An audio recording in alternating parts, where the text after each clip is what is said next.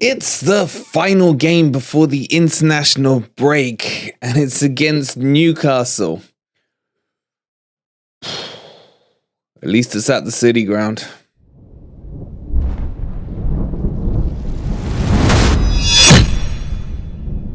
Good morning, good evening, or good night, wherever in the world you are, whatever time of day you're watching this. Hope you're having a fantastic day, and welcome to your match preview on what day are we? Wednesday? For Forest against Newcastle. This is going to be tough. There's going to be no big man talk from me today because Newcastle is a team that does worry me. Newcastle is a team that plays fantastic football. Got probably one of the best managers in the league. But can we win? I don't know. I don't know. I don't know what to think anymore. I'm starting to have the whole mental gymnastics, psychology, spin it round thing where it's like, all right, I predicted us to beat Spurs, we lost. Predicted us to beat West Ham, we lost. Should I predict a loss on this one for us to win? Am I the jinx? I don't know. We'll get into all of that in a bit. Before we do, as always, don't forget to hit the like button. Subscribe to the channel if you are new, and if you'd like to be a member, it's only 99p. Coming up in today's video, we're going to go through my choice on teams, what I think Cooper will go with on the teams. We'll talk about the Newcastle team, and then we'll get into all of our predictions. So let's jump into it.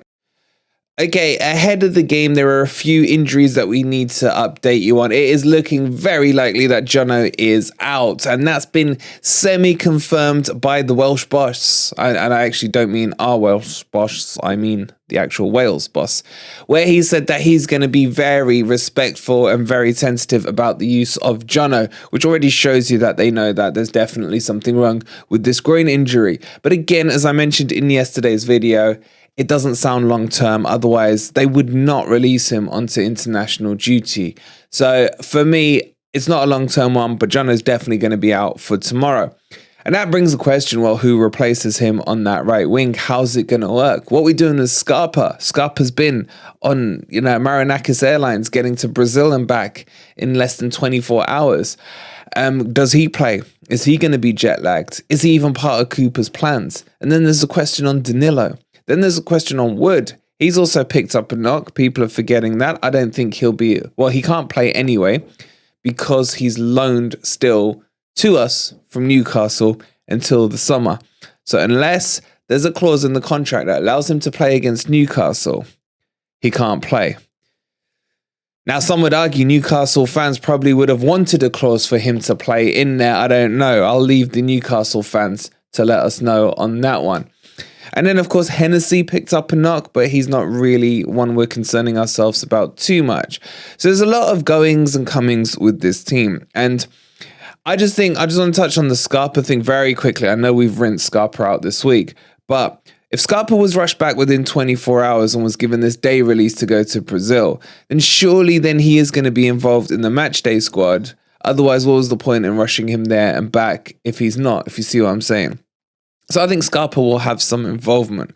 But what we need more than anything is legs and energy in this game. Newcastle play a 4-3-3. We'll go through it in a minute. They're very settled, very structured, and very fluid in the way they play. They have loads of overlappers, especially down the right-hand side with Trippier, with Almiron, with Longstaff as well getting involved. Murphy gets into that sometimes if he's playing in the team. So they're very fluid in the way they play, and Eddie Howe plays some fantastic football. But can they be beaten? Can they be beaten? No, I don't know. I don't know. I've given up predicting football now. I don't know which way things go anymore.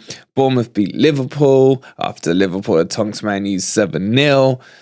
Southampton go to Old Trafford, get a draw. It just feels like every result is going against us now, and it has to change at some point. But listen, let's get into it and let's have a quick look at the Forest team. But before we do, don't forget to go buy your ticket. You've only got one day left on it. It closes at 7:30 if you want to win this beautiful signed for Nottingham Forest shirt. It's only £3.95 to enter. Let me quickly show you how to do it. How would you like to win this season's Nottingham Forest home shirt, signed by the likes of Cooper, Jono, Yatesy, Hendo, just to name but a few? We've teamed up with our friends at footballprizes.co.uk, where you can win this. Tickets only cost £3.95. All you need to do is click on the link in the description. Go down and answer this simple question. I'll give you a clue. The answer's Cooper. Select the amount of tickets you would like. Register yourself onto the site and then check out your order. There's only 125 tickets up for sale, so get in now before they sell out. The winner will be drawn live on Facebook. Once you've won the prize, send me in your picture so I can see you with the beautiful Garibaldi Reds. All right, so let's run through the team that I would go with. This isn't what Cooper's going to... Oh, God, if it was.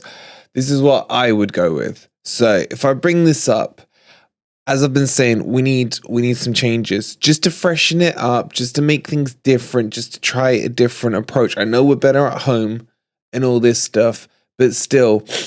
Look at the Everton game. It's not working. The confidence within the players doesn't look high anyway. So, irrespective of what the fans do at the City Ground on Friday, it's still going to need a performance from the players on the pitch. So what have I gone for here? I brought Niakate back in. I'm not having this debate anymore. If he was fit enough for the bench last week, he's fit enough to start this week, in my opinion. Maybe the medical staff will say different, but whatever. But that back four is on paper going to be our strongest back four. Now, am I expecting Niakate to put out his Superman cape, to go and score a hat-trick, to keep a clean sheet, to, be this massive brick wall? No, he's going to need time to come in and get and adapt. The difference between him and Worrell is Worrell's ceiling is here and Niakate's is up here. So once Niakate is back on pace, we're going to see the player that we saw in the Bundesliga, for example, and how good he was there. And he's a leader. He's a leader. That's the thing a lot of people are forgetting. So I'm bringing him back into the team. And I'm switching it up to a 4-2-3-1. Look, when Cooper's gone to his plan B, if you like, when we've been losing, it's always been to turn it into a 4-2-3-1. And we've looked better. Now, granted, most of the times is because the opposition have just won the game and then they're just sitting back and, watching... We basically become the food they play with on their plate. But it has looked better. It has looked more cohesive. I'm dropping John and I'm dropping Froyla. I'm going for youth and energy right now. And I'm going to go Danilo and Yates. Yes, neither are a flat-out CDM to hold that position. But both can play in that double pivot. And as long as there's a bit of cohesion between them where one knows when to go and the other knows when to hold... There should be some protection. Look, is it dangerous to do that 100%? Is it aggressive? Yes. Do we need some aggression in this game? Yes, we do. It doesn't matter really how high Newcastle are up in the league. You've got to remember, they are struggling to score goals. Now, probably Forest being Forest will, we're basically the hospital FC, innit? Come get your cure. At Forest these days. West Ham did, Spurs did, Everton did, etc. So, is it too aggressive? Yeah, it probably is. But at the moment, I just want to see some attacking football. And then that middle three. For me, the whole point of this team is that middle three. With Jono looking like he's going to be out. Dennis, MG Dub, Scarpa across that middle, to me, looks pretty tasty. And I think that could work. People forget how Scarpa was, playing well with the likes of MG Dub and Dennis in those pre-season, mid-season, whatever you want to call them, season friendlies. Now, I know they meant nothing, but you could start to see signs of some chemistry evolving between them, and we haven't had a chance to see it on the pitch. And that's the three I'd go with. And I think they would work. Is it too aggressive? Probably, but I'm sick of seeing low block football and I want to see some attack. And then with Yates and Danilo, you're going to have two who've got legs and energy that will back them up higher up the pitch. With Niakate and Felipe in defence, you've got a bit of pace with Niakate and you've got a footballing brain with Felipe who can play a higher line and without it coming across too risky because they can recover it. So it could work. And then look, I've shoved IU up front. I don't really care who you want to put up front at the moment until Iwoni is back. There's no real standout number 9 for me in that team. You could switch IU and Dennis round, but I kind of want to see Dennis wide on the left, taking people on, moving the ball up. I just think this team works. I think it's risky. Look, this team could either win 3-0 or get tonked 6-0. It'd be entertaining to see. But my point with this team selection is that we've got to do something different. We've got to catch Newcastle off guard, especially if Jono's not playing. It almost frees up us to see how Forest will play without Jono. Do we still go one-dimensional and play those channel balls into the Jono wing, into that right wing? Or will there be some kind of passing in between to maybe allow us to look like a passing football team again? I don't know. We're going to have to see. But that's the team I would go with. Let me show you what I think Cooper will go with. All right, so this is the team I think Cooper's going to go with. I think it'll be like a 4-3-1-2, maybe switches into a 4-3-3 with IU, Dennis, and MG Dub. Remember, Woods can't play it as far as I know, so that's why I think it'll go with that. If he goes with that midfield outside of Yates, I don't see the legs in it. I really don't. I feel like Freuler and Shelvey are just battling to both be CDMs, holding hands on the right-hand side. And the thing is, they both like to play on the right-hand side, and Yates would then need to come over on the left-hand side. It just gets a bit messy. It does. So I think that's the team Cooper's going to go with. The only other change I could see him doing is maybe a Shelvey Yates Mangala combo in the middle. Maybe he goes with that. But I think that'll be the front three. Obviously, you can see I haven't put Scarpa in Cooper's team. I don't think he'll start him. I don't really think he knows how to fit him in currently. And that's half the headache for Cooper. And I think he puts Worrell back in. I don't think he wants to start Niakate till after the international break. What do you think? Do you think I'm right? Do you think I'm wrong? Do you think that's what Cooper will go with? Let me know your team in the comments down below. All right, let's have a quick look at the Newcastle team, and there will be some forced changes as there's a couple of injuries and suspensions. Joel Linton will not be able to play. I think he's serving the second of his 2-game ban. You've got Flash Gordon, the ex-Everton player. I think he's out injured.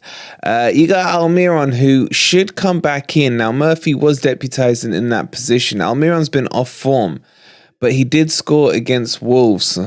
Great timing. Now he's probably fully confident again. So you might see him coming back into the team there. I think what you'll see is the usual 4-3-3 shape. Look, they got quality wherever you look, man. This team is strong and it's consistent. And the difference between the Newcastle team and the Forest team is I think most opposition fans can pretty much pick the Newcastle team. It's not that hard to do because they're so fluid and so settled in the way they're playing. I think where you can have changes sometimes is with ASM at St. Maximum. Now, he's settling back into that team. Joe Linton's obviously out, so he won't play in there, even though Joe Linton's been converted into more of a midfield player now, and he's been brilliant there as well. And Isaac, it's always between Isaac and Wilson. Now, Isaac has had injuries since he signed for Newcastle. He is back now, and he's a quality player. And he's one that worries me for Friday. He really does. I'd rather see Callum Wilson playing there, but that's why I want Niakate in there and Felipe. They're a lot more physical and they could control him because he's not the strongest. He is good. He is quick. He's good on the half turn as well, and he can finish. But I think he can be bullied if we have the right centre backs in there. Now, what Newcastle do really well is the overload. It's something that Forest haven't done since the days of Spence and Jono, especially down the right-hand side. And they'll do that with Trippier. Trippier is getting on, but he's still got energy for days, man. So what you'll tend to find is that they get an overload of 2 players, sometimes even 3 players down that channel. And that's where they choke it. So Lodi is going to have to be right on his toes for this game. They don't do it so much on the left-hand side. It's more so the right-hand side where they tend to go with the overload. And that defensive unit is just so set, man. Burn, Botman, Shaw, Trippier, Pope.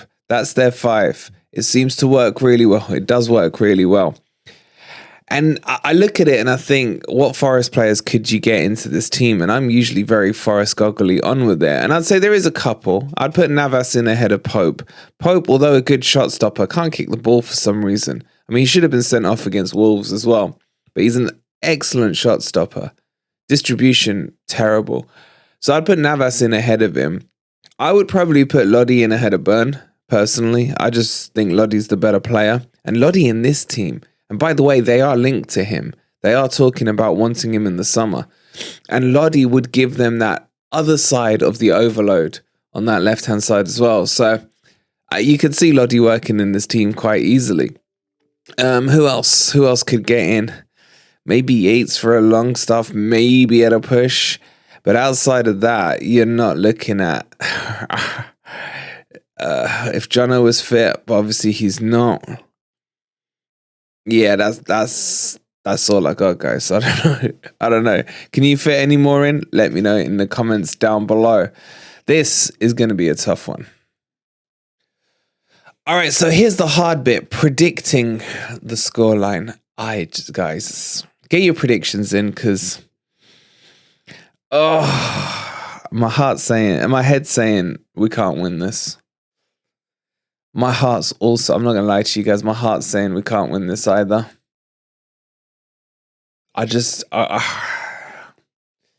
Jono being out the team is a problem. If Scarpa does play, I feel like maybe there could be some magic. Scarpa, MG Dub, Dennis, those kind of players can cause some damage. If Niakate starts, then I feel more confident about the back four, even though he's going to take a couple of games to get back into things. I can't see it, guys. I can't see it. I'm going to have to go Newcastle win. And I think it might be comfortable. I think it could be 2, maybe even 3.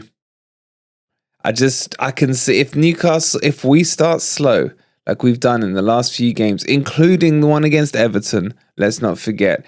If we don't put legs in that midfield and put some energy and pace in there, we're going to get overrun. We're going to get overrun by them, and I hate to say it. They're a good team, and I've got a lot of respect for them. But miracles do happen. Get your thoughts in. Thanks so much for watching. We'll see you on tomorrow's video. Don't forget to like if you haven't already. Subscribe to the channel if you're new.